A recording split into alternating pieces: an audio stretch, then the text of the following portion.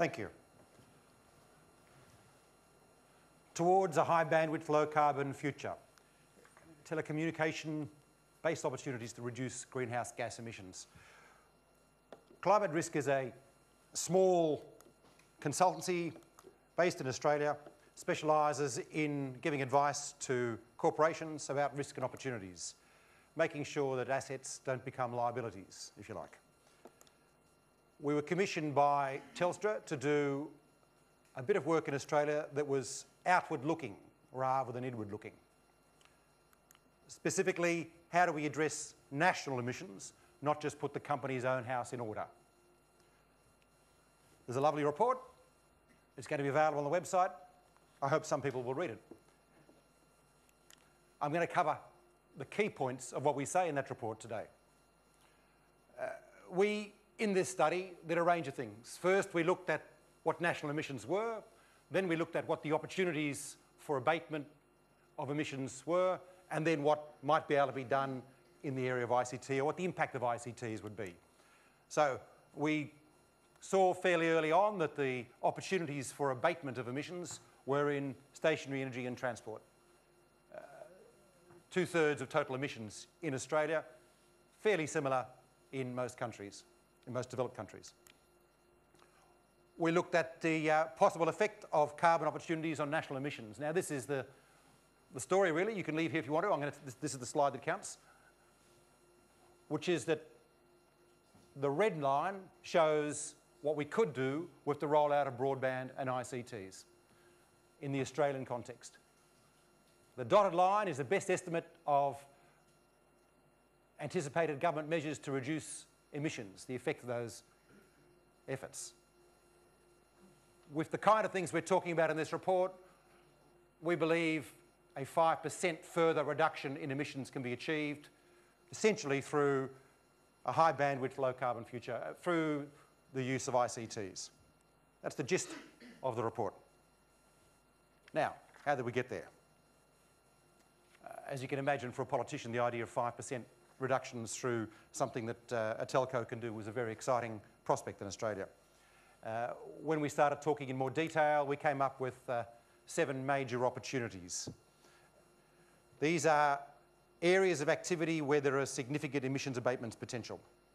The first one was remote appliance power management. I'm going to go into a bit of detail in a tick. Presence-based power, that is walking through the room and turning the lights on and off as you walk through the room because you're carrying a chip in your pocket. Distributed CBD, telecommuting, etc. Real-time freight management. I don't know how many people are aware, but there's an awful lot of trucks going around the roads with empty space in them, unnecessarily empty, we argue. Personalised public transport, the idea of being able to integrate public transport with a small bus that turns up at your door on call. In-person conferencing, very popular with BT. Increased renewable energy, which is the biggest impact. I'll get to that in a minute. Assuming a relatively modest take-up of those activities, we're not talking about mass take-up, we're talking about somewhere between 5% and 30% take-up in potential markets of each activities over a period of time. We came up with a 4.9%, roughly 5% emissions abatement figure in the Australian context. That's, as again, I think pretty applicable in most developing nations with some variations. A bit more detail. In the first area, remote appliance power management. The problem, 10% of house and office electricity is wasted by devices on standby. You'll be familiar with that problem. The opportunity is to use home and office networks to identify and manage standby wastage, basically turning standby off. That's the sort of order of savings that I can see, that we can see. Now, there's a range of technologies. I'm not going to go into the detail about it. You'll probably be as familiar as I will about how you go about doing that. But essentially, we're talking about various ways of controlling remotely the power usage within an environment, within a home or an office environment. Presence-based power, 15% of house and office electricity wasted by appliances on but not being used, whether that be the TV left on or whether it be the iron left on or more substantial things like heaters. Network telemetry again to make energy follow the person. So with lights, the classic one, as I said, is you walk through the room, the light turns on as you walk in, and as you walk out it turns off. Computer equipment in theory could be the same. Virtually any kind of device that you need when you're in a room could be turned on and off as you walk through. So there's a variety of ways of doing it. One of the classic ways, of course, is to use the mobile phone chip, the SIM card as a device, but equally it could be in security devices and so on as someone moves through a building. So that particular area of significance is worth about $270 million in Australian dollars in energy at our best estimate. The third area, decentralised CBD, again, this is not a particularly new idea. The question is the rollout of it. 75% of Australians drive to work. That, of course, varies quite a lot in different jurisdictions, but will be pretty much the same in Canada or the USA.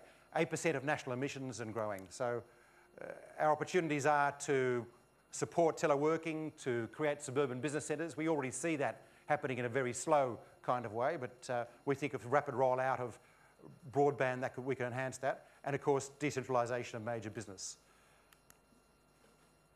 From where we are today to where we could be in the space of about 10 years, we're saying there's a very significant amount of carbon to be saved by the rollout of those kinds of services. Real-time freight management. A third of all freight kilometres in Australia are empty, which is a fairly substantial wastage of energy. Using wireless networks to create integrated multi-provider management system for freight and vehicles simply allows trucks to be diverted immediately at short notice to pick up material. Better logistics management through ubiquitous connectivity.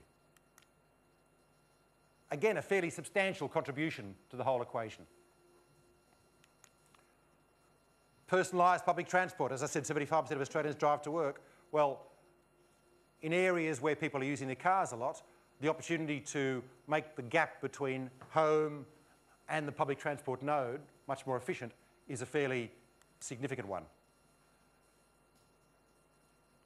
You're at home, you make a call, you book something on the internet, a car turns up within a few minutes rather than waiting for 15 minutes for a cab. Your ticket to your destination has been bought as part of your login. You meet the train or whatever it might be, you get on the train, you're away. So essentially, you don't have to worry about sorting out the connections through an integrated system. You simply make the call at the beginning and you're plugged into the system. It requires a whole lot of small minivans, if you like, working. We've got some experiments around the world going with taxis in Australia. Black Cabs in particular is running an experiment where they're running a minibus service around an area and picking people up on demand and taking them to stations. And that's going quite well so far. So it makes the option to avoid taking your car just that much easier. We think there's a chance to capture 10% of that commuter market. A fairly substantial contribution, again, 3.9 million tonnes of CO2 a year in Australia.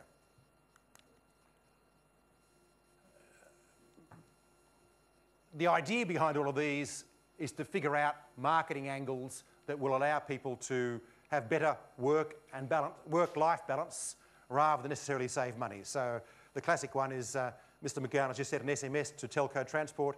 In 9 minutes, his mobile phone will beep telling him a minibus is arriving, along with a couple of other people from the neighbourhood in the bus. Then in 70 minutes, he'll be sitting down in a seat that has been automatically booked for him, and in 37 minutes, he'll be walking to work. In Australia, the use of public transport is much lower than here. This is a very significant issue for us. In-person conferencing. Half of air travel is for business, and of course, unfortunately, for emissions growing. Large-scale, full-size teleconferencing, we think has enormous potential once the costs start coming down with larger rollout. A significant amount of contribution to the whole equation. You've seen these kinds of systems demonstrated already at BT, the kind of examples of ads. This man is one of his company's most valuable and expensive assets. He's just spent 18 hours in transit on a plane, which is a particular issue for Australian business people, on a plane that puts out more CO2 than the total annual emissions of Tonga. He's had very little sleep. He's had to miss another of his daughter's netball games, and amazingly, he's about to try to pitch to a prospective client at a meeting for which he's now running late. As someone who works in Australia and Britain, this is a very pertinent issue for me. Of course, the alternative is this man is one of his company's most valuable assets, so valuable they prefer not to waste his time in airport lounges. This morning he's booked an in-person suite in New York for his client's team. He's calm, relaxed and about to make his pitch. This afternoon he'll make the same pitch to clients in Japan and then the United Kingdom. And he'll still be home in time to pick up his son from soccer training. The holy grail of work-life balance.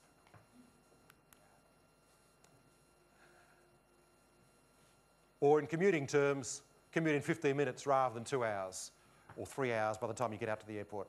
So, marketing, we're suggesting, is a significant part of that solution. The final wedge in our 7 wedges, to paraphrase Sokolow, is the baseload contribution of renewable energy.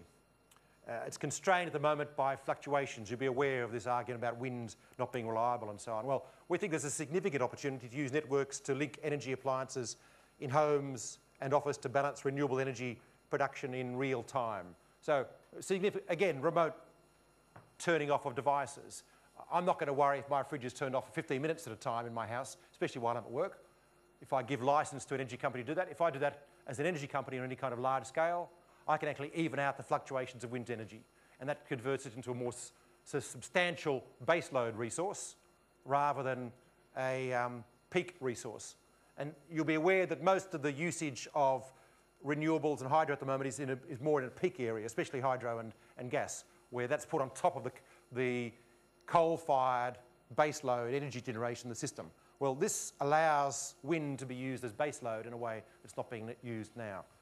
So essentially, it's another use of remote control of devices in houses. This is a very significant opportunity. In Australia, 10 million tonnes of CO2 a year is our estimation, with a reasonable take-up of it. Very substantial. Effectively, what you're doing is you're using homes and commercial as virtual energy storage. And you're shifting energy usage around in that area to manage what's happening with inputs on the grid. This is the relative breakup of impacts. You'll see that the increased renewable energy is the larger contribution to the equation of a 5% cut in emissions nationally, but the others are all fairly substantial. The bigger savings, of course, or the bigger impact is in straightforward savings on costs. So whilst we've got a carbon impact on air travel, we've also got a huge saving on cost of travel, which can be figured into the bottom line of enterprises. That also applies to various other kinds of activities to varying degrees. The biggest relative carbon benefit is with the increased renewable energy. And the value varies according to the price of carbon. In the UK, the government has projected carbon prices out for the next 30 years. By the time we get to the latter part of that period, then we have a very significant carbon value. So, take-home messages. ICT can be a major factor in emissions abatement, as distinct from a problem that some people claim it is. Both cost-saving and carbon-saving potential is very large. Solutions will be disruptive for other sectors. I mean, air travel, of course, is going to be a reduction in air travel is going to be a problem for airlines. The impact, however, could be much bigger. What we're talking about is voluntary, marketing-driven take-up.